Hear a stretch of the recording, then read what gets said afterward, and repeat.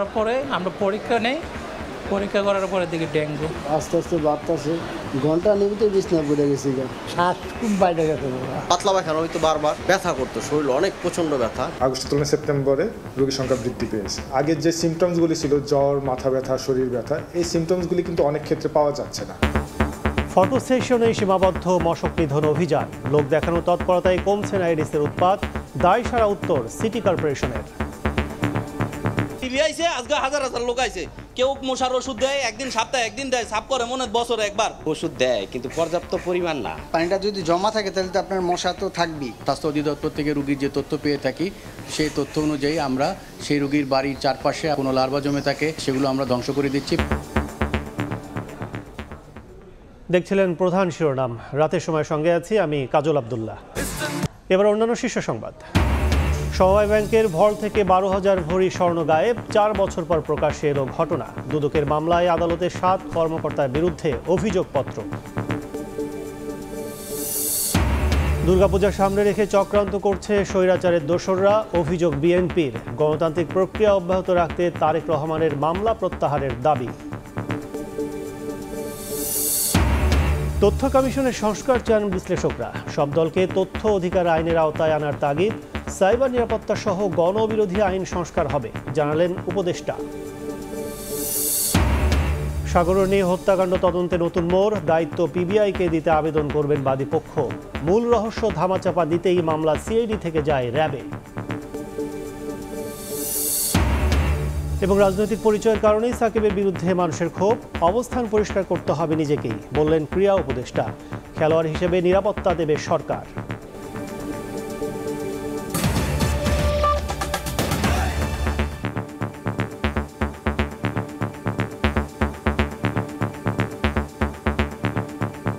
গণমাধ্যমকে জানিয়ে মশক নিধন অভিযান, ফটো সেশনেই সীমাবদ্ধ তৎপরতা। লোক দেখানো এমন অভিযানে রাজধানীতে এডিসের উৎপাত কমছে না বলে অভিযোগ নগরবাসীর।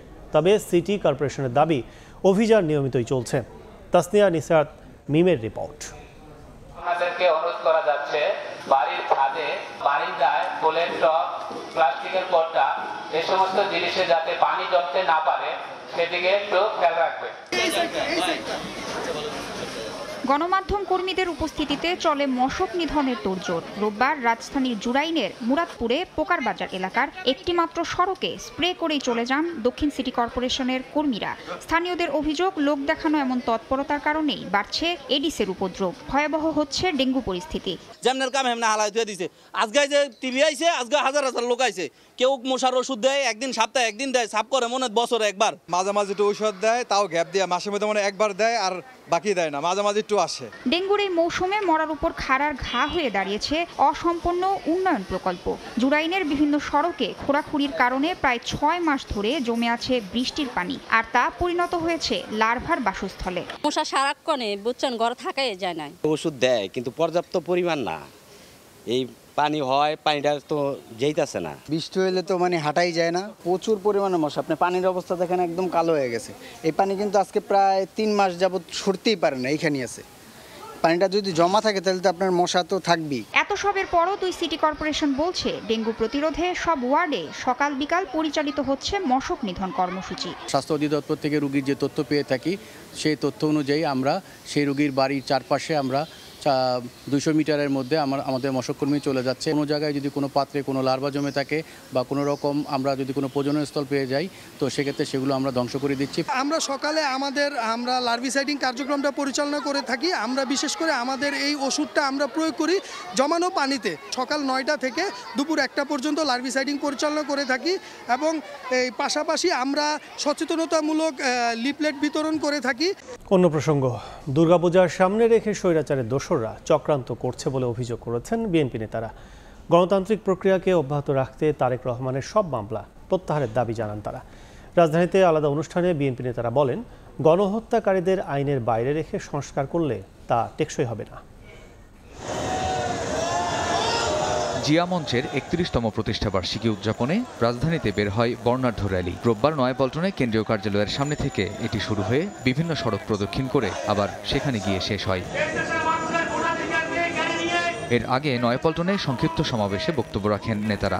গণহত্যাকারীদের প্রশাসনে রেখে সংস্কার করলে তা টেকসই হবে না বলে মন্তব্য করেন বিএনপি চেয়ারপারসনের উপদেষ্টা আব্দুস সালাম।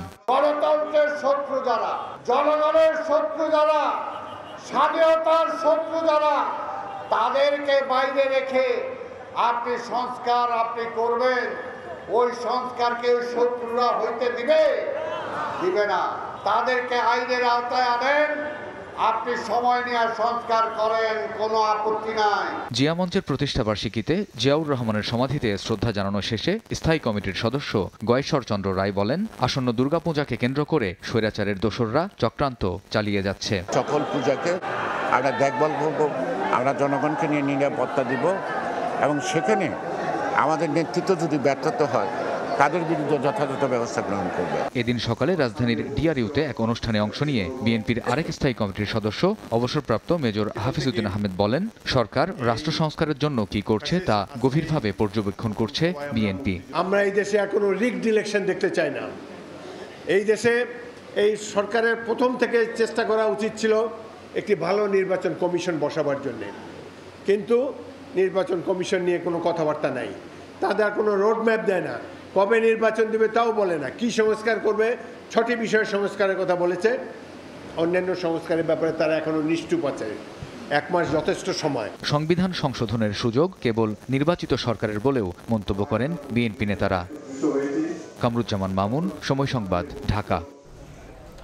সাবেক প্রধানমন্ত্রী শেখ হাসিনার ছেলে সজীব ওয়াজেদ জয়কে অপহরণ ও হত্যা চেষ্টা মামলায় দৈনিক আমার দেশ পত্রিকার সম্পাদক মাহমুদুর রহমানকে কারাগারে পাঠানোর নির্দেশ দিয়েছেন আদালত। আইনের প্রতি শ্রদ্ধাশীল হওয়ায় মাহমুদুর রহমান আত্মসমর্পণ করেছেন বলে জানান তার আইনজীবী। দেশে ফেরার 2 দিন পর ইনকিলাব মঞ্চের শত শত নেতাকর্মী ও সাংবাদিকদের সঙ্গে রোববার ঢাকার সিএমএম আদালতে আসেন আমার দেশ পত্রিকার ভারপ্রাপ্ত সম্পাদক ডক্টর মাহমুদুর রহমান।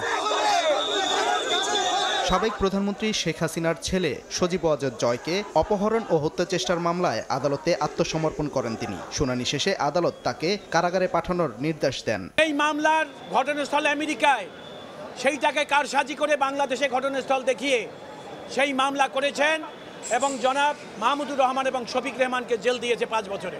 তিনি স্বেচ্ছায় আদালতে এসেছেন, তিনি জেলে যেতে চেয়েছেন, জামিন চান নাই। শেখ হাসিনা সরকারের আমলে তার বিরুদ্ধে দায়ের করা শতাধিক মামলার বিরুদ্ধে লড়াই চালিয়ে যাওয়ার ঘোষণা দেন মাহমুদুর রহমান। আমি লড়াই অব্যাহত রাখবো, যদিও এই মামলা সর্বৈব মিথ্যা এবং একটা উদ্ভট মামলা। আমরা আপিল করব, প্রস্তুতি নিচ্ছি আমরা উচ্চতর আদালতে।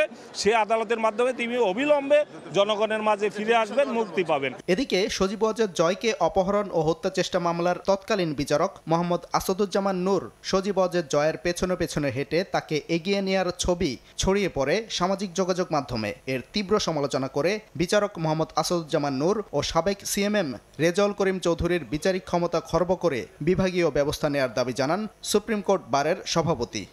সজীব ওয়াজেদ জয় তাকে এগিয়ে নিচ্ছে কে? শেষে বিচার করছে, যেই কোর্টে বিচার হবে সেই কোর্টের বিচারক আসাদুজ্জামান নূর সাক্ষীকে আগে নিচ্ছে। সেই যে সাক্ষীকে আগে এগিয়ে নেওয়া সাক্ষী দিতে, এটি প্রমাণ করে তার বিচারের মানসিকতা ছিল না। গত 1 দশকে শতাধিক মামলা হয় মাহমুদুর রহমানের বিরুদ্ধে। এক মামলায় স্ত্রী সহ মাহমুদুর রহমানকে 5 বছর কারাদণ্ড দেন আদালত। তাকে দেশ ছাড়তে বাধ্য করে তৎকালীন সরকার। গত 27 সেপ্টেম্বর তুরস্ক থেকে দেশে ফেরেন তিনি। সাদিকুর রহমান, সময় সংবাদ, ঢাকা। রহস্য ধামাচাপা দিতেই সাংবাদিক দম্পতি সাগর রনি হত্যার তদন্তের দায়িত্ব দেয়া হয় র্যাবের হাতে। এমন অভিযোগ করেছেন মামলার বাদী রনির ভাই নওশের রোমান। হত্যা রহস্য উদ্ঘাটনে আইনজীবীও নিয়োগ করেছেন তিনি। নতুন আইনজীবী শিশির মনির জানান, মামলার তদন্তভার পিবিআইকে দিতে আদালতে আবেদন করবেন তারা। সাংবাদিক দম্পতি সাগর সরোয়ার ও মেহেরুনি হত্যার পর কেটে গেছে 1 যুগেরও বেশি সময়, কিন্তু এই হত্যা রহস্যের কোনো কুলকিনারা করতে পারেনি কোনো সংস্থায়। পুলিশ, সিআইডির হাত ঘুরে মামলার তদন্তভার র্যাবের কাছে গেলেও নেই কোনো অগ্রগতি। 113 বার পিছিয়েছে তদন্ত প্রতিবেদন দাখিলের সময়। 5 আগস্ট রাজনৈতিক পট পরিবর্তনের পর আশার আলো দেখতে শুরু করেছেন মামলার বাদী রনির ভাই নওশের রোমান। নিয়োগ দিয়েছেন আইনজীবীও। সুপ্রিম কোর্ট প্রাঙ্গণে সাংবাদিকদের রোমান জানান, হত্যাকাণ্ডের ঘটনা ধামাচাপা দিতেই র্যাবকে দেয়া হয়েছিল তদন্তভার। আগের যে সরকার যে সময় ঘটনাটা ঘটেছে এবং তারা যেভাবে মামলাটা ধামাচাপা দিয়েছে, ওই সরকার যেহেতু নেই, আমরা আসলে মনে করছি কিছু হতে পারে, বাট যতক্ষণ পর্যন্ত না হয় কিছু, তখন পর্যন্ত এটা না মানে আনন্দিত হওয়ার বা খুব বেশি আশা হওয়ার কিছু নেই। শুরুর দিকে কিন্তু ওরা কথা বলতো এবং তারপরে কিন্তু আপনাদের সাথেও কিন্তু কথা তদন্তকারী সংস্থা বলেনি, কারণ তারা এটা নিয়ে কোনো তদন্ত আসলে করেনি। এবং আমাদের কাছে মনে হয় যে তদন্তকারী সংস্থা র্যাবকে দেওয়া হয়েছিল মামলাটা, যেন এটা ধামাচাপা দেওয়ার যে প্রক্রিয়াটা, যেহেতু তাদের প্রতি আসলে মানুষ একটা ভীতি কাজ করে, এটা যেন সম্পন্ন হতে পারে এর জন্য। নতুন নিয়োগ পাওয়া আইনজীবী শিশির মনির জানান, আন্তরিকভাবে কাজ করলে এতদিনে বের হয়ে আসতো হত্যা রহস্য। তদন্তভার পিবিআইকে দিতে আদালতে আবেদন করা হবে বলেও জানান তিনি। এই মামলার যদি বিচার না হয়, তদন্ত সঠিকভাবে করা না যায় এবং আদালতে সঠিক ব্যক্তিকে আনসারেবল করা না যায়, তাহলে এটি আমাদের দেশের জন্য কলঙ্কই থেকে যাবে, গণমাধ্যমের উপরও বিরাট বড় একটি আঘাত হিসেবে থেকে যাবে। আমরা চাইব এই তদন্তটি সবচাইতে দক্ষ টিম পিবিআই কর্তৃক তদন্ত হোক এবং স্বল্প সময়ের মধ্যে সবকিছু আদালতের সামনে উন্মোচিত হোক। 2012 সালের 11 ফেব্রুয়ারি রাজধানীর পশ্চিম রাজাবাজারে নিজ বাসা থেকে সাগর রুনির লাশ উদ্ধার করা হয়। সবশেষ তদন্তে বাসা থেকে অজ্ঞাত 2 ব্যক্তির ডিএনএ আলামত মিললেও শনাক্ত করা যায়নি খুনিদের। আফজাল হোসেন, সময় সংবাদ, ঢাকা। জনগণের ক্ষমতায়নে সরকারি দফতরে তথ্য প্রবাহ নিশ্চিতে তথ্য কমিশন সংস্কার সহ রাজনৈতিক দলগুলোকে তথ্য অধিকার আইনের আওতায় আনার তাগিদ দিয়েছেন বিশেষজ্ঞরা। এদিকে তথ্য গোপন করা নিপীড়নের বড় হাতিয়ার উল্লেখ করে আইন উপদেষ্টা বলেছেন, সাইবার সিকিউরিটি সহ গণবিরোধী সব আইন সংস্কার করবে সরকার। রাজধানীতে এক মতবিনিময় সভায় কথা বলেন বক্তারা। স্বচ্ছ ও জবাবদিহিমূলক শাসন প্রতিষ্ঠায় রাজধানীর আগারগাঁওয়ে মতবিনিময় সভার আয়োজন করে তথ্য অধিকার ফোরাম ও এনজিও বিষয়ক ব্যুরো। এতে অংশ নিয়ে গণবিরোধী আইন সংস্কারের দাবি জানান অংশীজনেরা। যাতে স্বচ্ছতার জায়গাতেও সুনিশ্চিত হয়। বক্তারা বলেন, 2009 সালে তথ্য অধিকার আইন হলেও তথ্য প্রকাশে 46% এনজিওর নিজস্ব ওয়েবসাইট নেই। অংশীজনদের মতামত নিয়ে তথ্য কমিশন সংস্কারের দাবি জানান তারা। বলেন, নাগরিকদের ক্ষমতায়িত করতে হলে সরকারি অফিসে তথ্য প্রবাহ নিশ্চিত করতে হবে। পাশাপাশি রাজনৈতিক দলগুলোকে তথ্য অধিকার আইনের আওতায় আনতে হবে। আমাদের পট পরিবর্তন হয়েছে, শুধুমাত্র কিছু মানুষের পরিবর্তন হয়েছে, প্রাতিষ্ঠানিক চর্চার পরিবর্তন হয়ে গেছে, এটা কিন্তু আমরা এখনো বলার মতো সাহস আমার অন্তত নাই। এক ধরনের কর্তৃত্ববাদের জঞ্জাল থেকে আরেক ধরনের কর্তৃত্ববাদের দিকে ধাবিত হচ্ছে কিনা সেটা নিয়ে কিন্তু আমার শঙ্কা আছে। স্বৈরাচারের ব্যাপারটা এখনো বিরাট, সর্বত্র হয়রানি এখনো অব্যাহত আছে। তো এর অবসান পাওয়া দরকার। রাজনৈতিক দলগুলো তথ্য অধিকার ওই আইনের অধীনে আসা উচিত কিনা সেটা আমরা গভীরভাবে বিশ্লেষণ করা দরকার। আয়োজনে আইন উপদেষ্টা ডক্টর আসিফ নজরুল বলেন, নিপীড়নের বড় হাতিয়ার তথ্য গোপন করা। শাসন, আইন, বিচার বিভাগ ঠিক না করে কোনো আইনের প্রয়োগ সম্ভব নয়। বিগত সরকার আমলে তথ্য অধিকার আইন হয়েছে, আবার তথ্য অধিকার বিনাশ করার মতো অনেক আইন হয়েছে। অরাজকতার একটা জঘন্যতম উদাহরণে পরিণত হয়েছিল বাংলাদেশ। সাইবার সিকিউরিটি অ্যাক্টেরা অনেকের জনপ্রিয় দাবি হচ্ছে এটাকে বাতিল করে দেওয়া। স্পিচ অফেন্স আমি বাদ দিব, কিন্তু কম্পিউটার অফেন্স, হ্যাকিং করা, ব্ল্যাকমেইল করার চেষ্টা করা, সেটাকে যদি আমি ক্রিমিনালাইজ করার থেকে বাতিল করি, তাহলে দেশে অরাজকতা হয়ে যাবে। ফলে আমরা এই কিছু কিছু ক্ষেত্রে আইন সংশোধন করব। স্বচ্ছতা ও জবাবদিহিতা বাড়াতে তথ্যের অবাধ প্রবাহ নিশ্চিতের তাগিদ দেন আলোচকরা। তথ্য অধিকার ছাড়া সকল অধিকার মূল্যহীন। সানবীর রূপল, সময় সংবাদ, ঢাকা। রাতের সময় আরও থাকছে। উজানের ঢলে বিপদসীমার উপরে বইছে তিস্তা। উত্তরে 4 জেলার নিচু এলাকা প্লাবিত, দুর্ভোগে লাখো মানুষ। বারবার বন্যায় ভারতের সহযোগিতার অভাবকে দুষছেন বিশেষজ্ঞ। দেশ বিরোধী সব চক্রান্তের বিরুদ্ধে জাতীয় ঐক্য গড়ে তোলার আহ্বান জানিয়েছেন জামাতের কেন্দ্রীয় সেক্রেটারি জেনারেল মিয়া গোলাম পরওয়ার। বিকেলে রাজধানীর শনির আখড়ায় ছাত্র আন্দোলনে শহীদ পরিবারের সঙ্গে মতবিনিময় ও আর্থিক সহায়তা প্রদান অনুষ্ঠানে এ আহ্বান জানান তিনি। যৌক্তিক সময়ে রাষ্ট্র সংস্কার করে নির্বাচনের রোডম্যাপ দেওয়ার আহ্বান জানিয়েছেন তিনি। জুলাই অভ্যুত্থানের শহীদদের স্মৃতি স্মরণ রেখে আগামীর বাংলাদেশ গড়ার আহ্বানও জানান তিনি। পরে শহীদ পরিবারের মাঝে নগদ টাকা বিতরণ করেন জামাত নেতারা।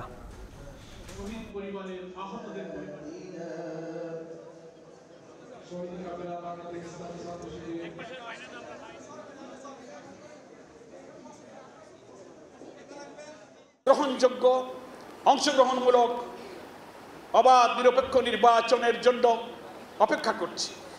জনগণের নির্বাচিত প্রতিনিধিদের হাতে ক্ষমতা হস্তান্তর হবে। একটা যৌক্তিক সময়ের মধ্যে সংস্কার কাজ সম্পন্ন করে নির্বাচনের রোড ম্যাপ ঘোষণা করে এই শহীদদের রক্তের ঋণ শোধ করতে হবে। যাদের আত্মত্যাগের উপরে দাঁড়িয়ে আপনারা ক্ষমতায় আসীন হয়েছেন, সেই পরিবারের পাশে আপনার প্রথম দাঁড়ানো উচিত। প্রত্যেকের জন্য মাসিক ভাতা নির্ধারণ করুন, আহতদের সুচিকিৎসার জন্য দেশের টাকা দিন, প্রয়োজনে বিদেশে প্রেরণ করুন। আপনারা বলেছেন, কিন্তু সেটা কার্যকরী হতে আমরা তেমন দেখছি না। এটাকে ত্বরান্বিত করা প্রয়োজন। জুলাই বিপ্লবে ঢাকা বিশ্ববিদ্যালয়ের নারী শিক্ষার্থীদের ওপর হামলাকারীদের চিহ্নিত করতে না পারায় প্রশাসনকে ব্যর্থ আখ্যা দিয়েছেন ছাত্র আন্দোলনের সমন্বয়ক আব্দুল হান্নান মাসুদ। বিকেলে ঢাকা বিশ্ববিদ্যালয়ের রাজু ভাস্কর্যে ছাত্রীদের ওপর হামলায় জড়িতদের বিচার দাবিতে সমাবেশে যোগ দিয়ে একথা বলেন তিনি। এ সময় নারী শিক্ষার্থীদের দাবির সঙ্গে সংহতি জানিয়ে আলাদা কমিশন গঠনের দাবি জানানো হয়। হামলাকারীদের শাস্তি দিতে অন্তর্বর্তী সরকারের প্রতি আহ্বান জানান শিক্ষার্থীরা।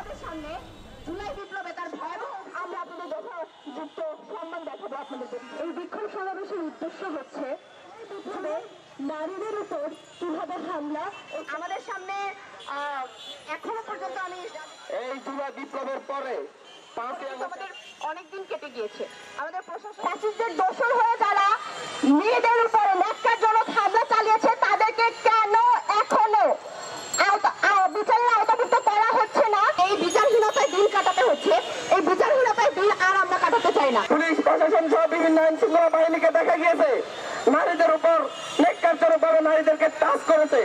তাদেরকে চিহ্নিত করতে হবে। প্রত্যেকটা বিষয় ক্যামেরায় আছে। একটা কমিশন গঠন করে অবিলম্বে নারী নির্যাতনকারীদের এই জুলাই বিপ্লবে যারা নারী নির্যাতনের সাথে জড়িত তাদেরকে চিহ্নিত করে অবিলম্বে বিচারের আওতায় আনতে হবে। এবার বাংলাদেশ সমবায় ব্যাংকের লকার থেকে 12,000 ভরি স্বর্ণ চুরি। 4 বছর পর প্রকাশ্যে এলো চাঞ্চল্যকর এ ঘটনা।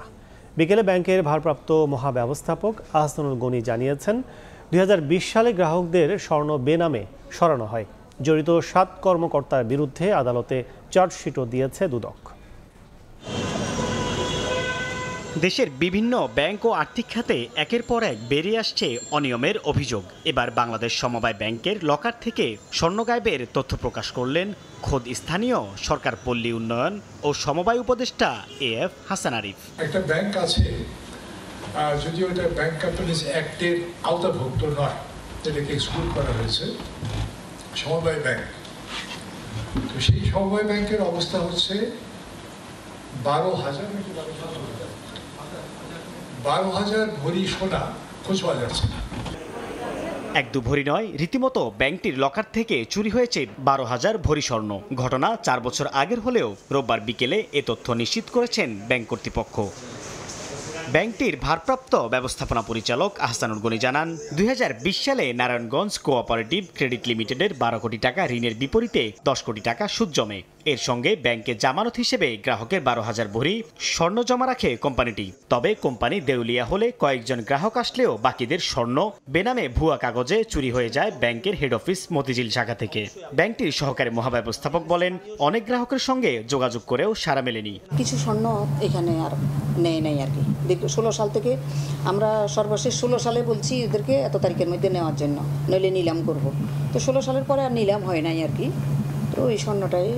এই ঘটনায় সমবায় ব্যাংকের 7 কর্মকর্তাকে আসামি করে 2021 সালের ফেব্রুয়ারিতে মামলা করে দুদক। একই বছর অক্টোবরে চার্জশিট দেয়া এই মামলা এখনো চলমান। কারা যে নিচে এটা আমরাও ঠিক মতো জানি না, তবে ওই 7 জন কর্মকর্তা ওই সেকশনে ছিল, তো ওনাদের স্বাক্ষর লাগতো, তো এই জন্য দুদক ওই 7 জনকে নামে চার্জশিট দিতে। 12,000 ভরি স্বর্ণ গায়েবের মতো ঘটনা 4 বছর পর সামনে আসা রীতিমতো বিস্ময়ের। সাইফুল ইসলাম, সময় সংবাদ, ঢাকা। এস আলমের স্থাবর অস্থাবর সম্পত্তির তালিকা চেয়েছেন হাইকোর্ট। আইন মন্ত্রণালয় ও IGRকে এ তালিকা দাখিল করতে বলা হয়েছে। একই সঙ্গে এস আলম গ্রুপ ব্যাংক থেকে ঋণ ও পাচার করা অর্থের পরিমাণ এবং কী পদক্ষেপ নেওয়া হয়েছে তা জানতে চেয়ে রুল জারি করা হয়েছে। এক রিট আবেদনের প্রেক্ষিতে বিচারপতি কামরুল ইসলাম মোল্লা ও বিচারপতি কাজী জিনাত হক এ আদেশ দেন। শুনানিতে আদালত বলেন, বিষয়টি খুবই স্পর্শকাতর, তাই তারা ধীরে এগোতে চান।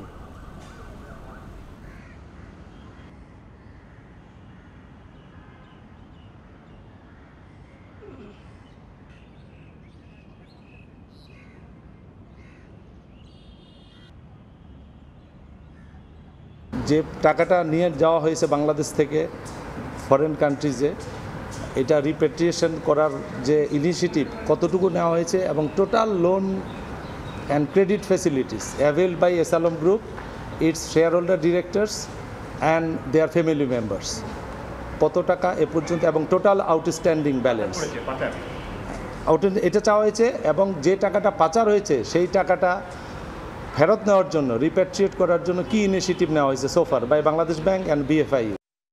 উজানের ঢলে বিপদসীমার উপরে বইছে তিস্তার পানি। প্লাবিত হচ্ছে রংপুর, নীলফামারী, কুড়িগ্রাম ও লালমনিরহাটের নিম্নাঞ্চল। ফসলের ক্ষেত তলিয়ে যাওয়ার পাশাপাশি ঝুঁকিতে জনজীবন। স্থানীয়দের অভিযোগ, নদী শাসনের অভাবে প্রতি বছরই ভয়াবহ ক্ষতির মুখে পড়তে হচ্ছে লাখো মানুষকে। অধিকার কর্মীদের মতে বিগত সরকারের কূটনৈতিক ব্যর্থতার কারণেই তিস্তা উত্তরের মানুষের অভিশাপে পরিণত হয়েছে। শাকিল মাহমুদের ক্যামেরায় নাজমুল ইসলাম নিশাতের রিপোর্ট। উজানের ঢল আর টানা বর্ষণে ভয়ঙ্কর রূপ উত্তরের তিস্তার। শনিবার মধ্যরাত থেকে বিপদসীমার উপর দিয়ে বইছে পানি। চাপ সামাল দিতে খুলে দেওয়া হয়েছে ডালিয়া ব্যারেজের 44টি জলকাপাট।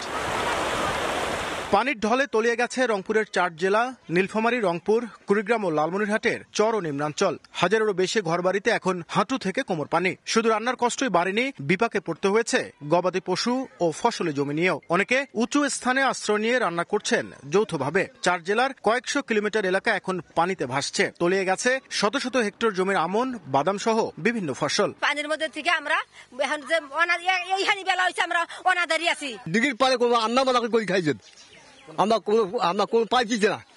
আমার কোনো চেয়ারম্যান মেম্বারে একটাও করে না, ওরা মারিঙ্গানি করে খাইতেই থাকে। কৃষিকাজ তারা ঠিক মতন আবাদ সুবাদ করতে পারতেছে না পানির জন্য। এদিকে বন্যা কবলিত এলাকার বাসিন্দাদের সহায়তায় সব ধরনের উদ্যোগ নেওয়া হয়েছে বলে জানান জেলা প্রশাসক। বাংলাদেশ অংশে তিস্তার 115 কিলোমিটারের মধ্যে 100 কিলোমিটারই চরম ঝুঁকিপূর্ণ। ফলে দীর্ঘ সময় টেকসই সমাধান না নেয় প্রতি বছর উত্তরের 5 জেলায় ক্ষতির পরিমাণ অন্তত 1 লাখ কোটি টাকারও বেশি। অধিকার কর্মীরা বলছেন, চীন ভারতের দ্বৈরথে আটকে যাওয়া তিস্তা মহাপরিকল্পনা বাস্তবায়নের উদ্যোগ নিতে হবে এখনই, সেটিও নিজস্ব ব্যবস্থাপনায়। তত্ত্বাবধায়ক সরকারের যে প্রধান উপদেষ্টা বলতেছেন সামাজিক বিনিয়োগের কথা, এখানে তিস্তা পরে 2 কোটি মানুষ ছিল। যদি বন্ড ছাড়া হয়, যদি অর্থ চাওয়া হয়, 2 কোটি মানুষই কিন্তু এই অর্থ যোগান দিতে প্রস্তুত। তা আমাদের নিজস্ব ব্যবস্থাপনা, এই ব্যবস্থাপনা কিন্তু ভারতের অপেক্ষায় ঝুলিয়ে রাখা যাবে না। তবে পানি উন্নয়ন বোর্ড বলছে পানি বৃদ্ধির হার দ্রুতই কমে আসবে। নাজমুল ইসলাম নিশাত, সময় সংবাদ, রংপুর। বিশ্বব্যাংক থেকে নীতি সহায়তার জন্য $1 বিলিয়ন ঋণ পেতে 4টি শর্ত পূরণ করতে হবে বাংলাদেশকে। সকালে বিশ্বব্যাংকের প্রতিনিধি দল কেন্দ্রীয় ব্যাংকের সংশ্লিষ্ট দপ্তরের সঙ্গে বৈঠক শেষে এ কথা জানায়। এর মধ্যে প্রথম শর্ত, বেসরকারি বাণিজ্যিক ব্যাংকের শেয়ার হোল্ডার ও সুবিধাভোগীদের নির্দিষ্ট তথ্য প্রকাশ করতে হবে। পাশাপাশি ব্যাংকগুলোতে শৃঙ্খলা ফেরাতে আলাদা বিভাগ তৈরি করতে হবে। শর্তগুলো পূরণ করলে ডিসেম্বরে ঋণ সহায়তা পাওয়া যাবে বলে জানায় কেন্দ্রীয় ব্যাংক।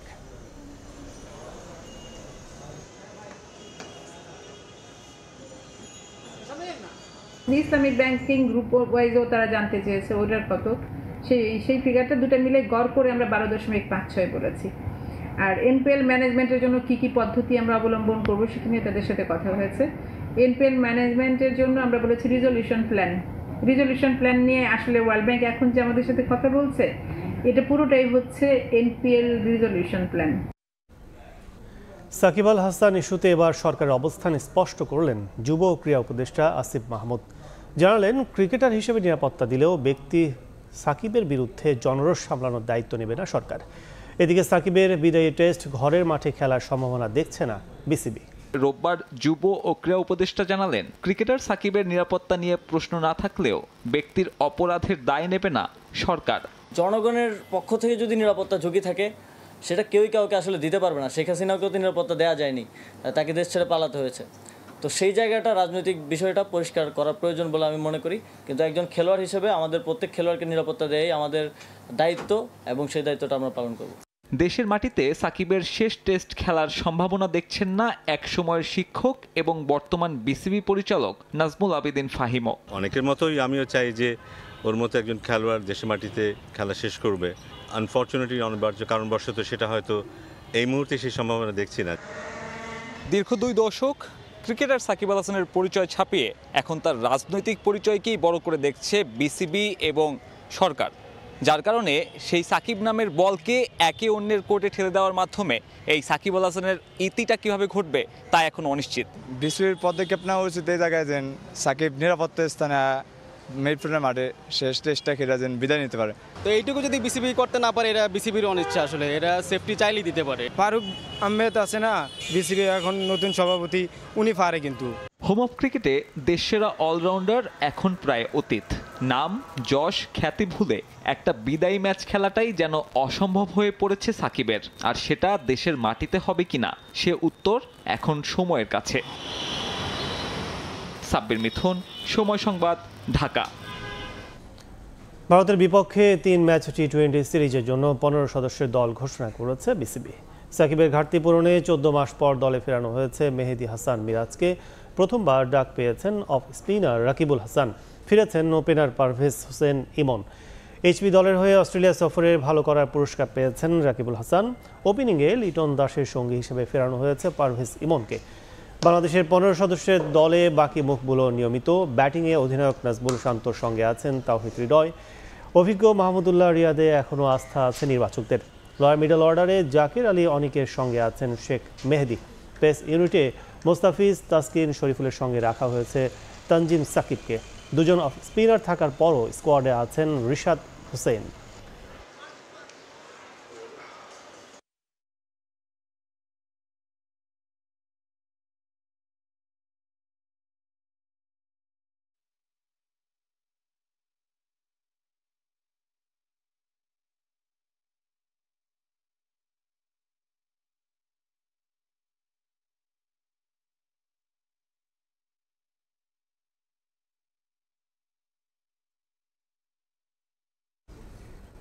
এ পর্যায়ে শীর্ষ সংবাদগুলো জানিয়ে দিচ্ছে আরেকবার। সমবায় ব্যাংকের ভল থেকে 12,000 ভরি স্বর্ণ গায়েব। 4 বছর পর প্রকাশ এলো ঘটনা। দুদকের মামলায় আদালতে 7 কর্মকর্তার বিরুদ্ধে অভিযোগপত্র।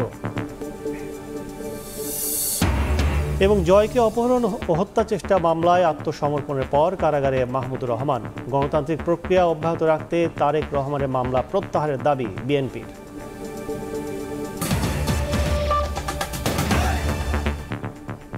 এই ছিল রাতের সময়। সঙ্গে থাকুন সময়ের।